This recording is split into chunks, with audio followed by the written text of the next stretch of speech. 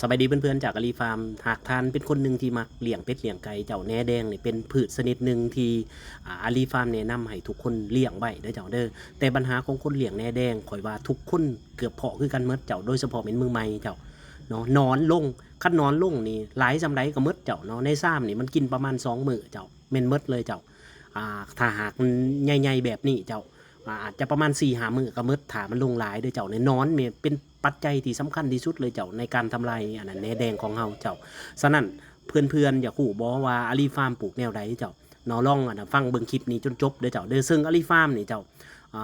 บ่มีการเปลี่ยนน้ำเด้อหนึ่งนี่บ่มีการเปลี่ยนน้ำอันที่สองมาบ่มีการกางสแลนเจ้าในคลิปใน YouTube นี่หลายคนก็บอกว่าให้กางสแลนนำล่ะให้เปลี่ยนน้ำต่างๆอาลีฟาร์มบ่เคยเปลี่ยนน้ำเด้อเจ้าเด้อแล้วก็บ่เคยกางสแลนปลูกกางแดดแบบนี้เลยเจ้าเนาะแหนจะใหญ่ดีเจ้าเนาะ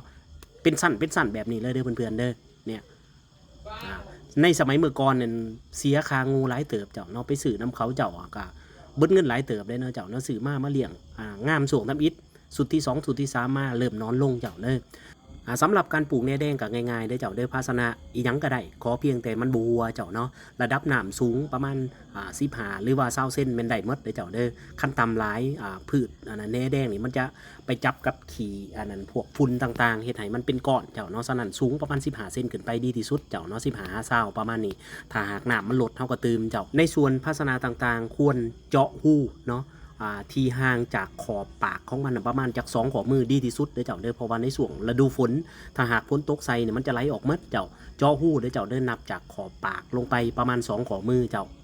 เจาะให้มันประมาณจาก3-4 หูแบบที่อาลีฟาร์มเฮ็ดนั่นแหละเจ้าในส่วนของฝุ่นเจ้าอาลีฟาร์มแนะนำให้เป็นขี้งัวดีที่สุดเด้อเจ้าขี้งัวเฮาใส่ประมาณจาก2 กำมือต่อ1หา2 กำมือแต่อาลีฟาร์มมักใส่2 กำมือน้ำมันจะเข้มดีเจ้าถ้าหากเป็นขี้เป็ดขี้ไก่พยายามใส่ให้หน่อยได้เจ้าเด้อเพราะว่ามันเฮ็ดให้อันนั้นแหนแดงตายบ่ขยายตัวได้เจ้า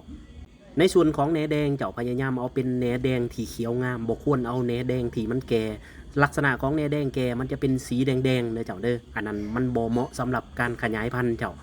เฮาใส่จากประมาณ2 กำมือแบบขี้งัวก็ได้เจ้าประมาณนั้นในส่วนต่อมาที่อาลีฟาร์มอยากแนะนำก็คือจุลินทรีย์สังเคราะห์แสงตัวนี้เฮ็ดง่ายเด้อเจ้าเด้อถ้าหากผู้ใดบ่มี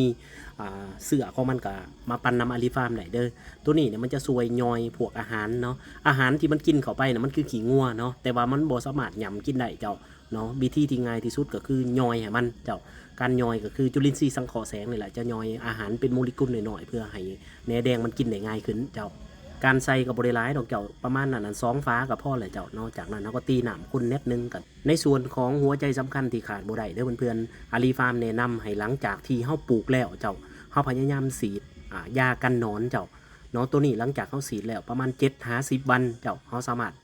เอาแหนแดงนี่ไปให้เป็ดไก่เฮากินได้โดยที่บ่มีปัญหาหยังเด้อสำหรับตัวยาอาลีฟาร์มขึ้นให้ในหูนี่เด้อเจ้าเด้อเป็นยากำจัดหนอนบ่จำเป็นต้องใส่ยี่ห้อนี้ก็ได้ขอเพียงแต่ซื้อยาว่าเป็นยากำจัดหนอนเจ้าซึ่งผสมตามอัตราส่วนของเขาแนะนำให้เด้อเจ้าเด้ออาลีฟาร์มก็ใส่ประมาณ20 ซีซีต่อน้ำ20 ลิตรเจ้าเนาะในส่วนของเรื่อง